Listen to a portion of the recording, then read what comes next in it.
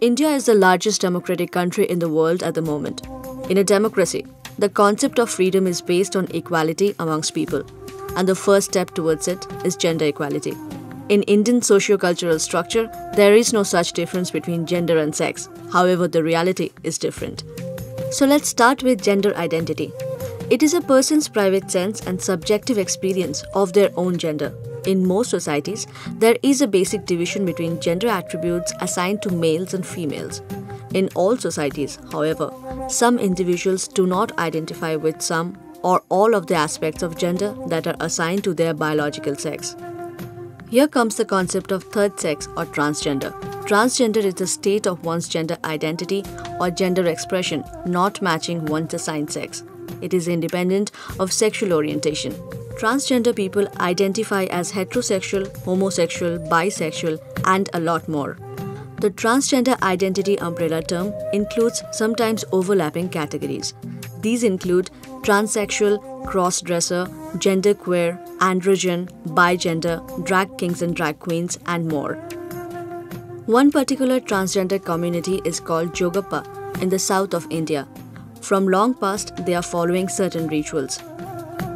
They are mainly devotees of Renuka Yalla Mahadevi, who is an avatar of goddess Parvati.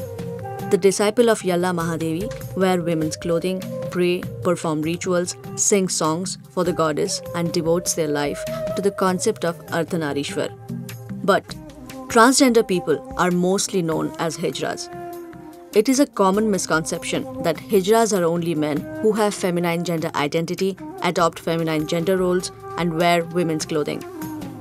In reality, the community is significantly more diverse. It is originally a profession or culture, not a gender identity. So naturally, one individual trans person is not always Hijra. Based on their gender identity, most Hijras are forced to work as sex workers or beg for living. Though a lot of transgender people do work as sex workers or participate in Hijra community, but with new age gender behavior, the scene is changing. Now a lot of people are working in public sector and living a mainstream life. With 2014 Supreme Court verdict, where it created third gender status for Hijras or transgender, now an individual can write third gender if the individual is one. Earlier, they were forced to write male or female against their gender. Though this verdict itself is a little confusing for transgender who are not Hijras, but this surely is a progressive step.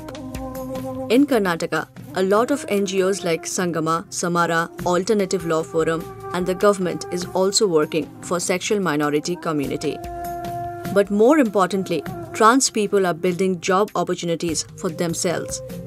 In Karnataka, workshops are being held for economic independence. The corporate world is also coming up with new ideas to create job opportunities.